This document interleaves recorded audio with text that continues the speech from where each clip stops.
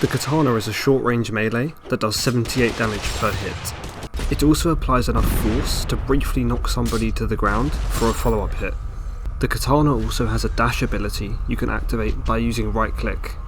After charging it for a moment, you can release to dash forwards, dealing 39 damage to anybody inside its area. If you release before it's finished charging, you won't dash, but you'll still put it on cooldown. I sometimes find it hard to tell when it's finished charging, so here's a tip. If you listen closely, once the dash has finished charging, there's a low rumbling you can hear in the background. It also makes the following noise when it's off cooldown. If you're looking to min-max, there is a trick to get more damage and distance out of your dashes. As you can swing while dashing, all you have to do is left click to swing just as you release a dash, and anybody you hit with the dash should also take damage from the swing. If you swing too early, it will be over before you reach the player.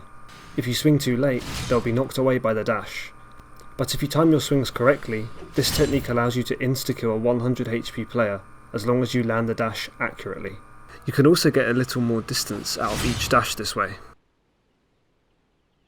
Even if the ability doesn't kill, it's still a good way to deal damage and close the gap for other close range weapons. For general mobility, the dash can be a good form of horizontal movement, but it's much more notable as a form of vertical mobility, as it outclasses other movement options like the dash blessing for contesting high ground.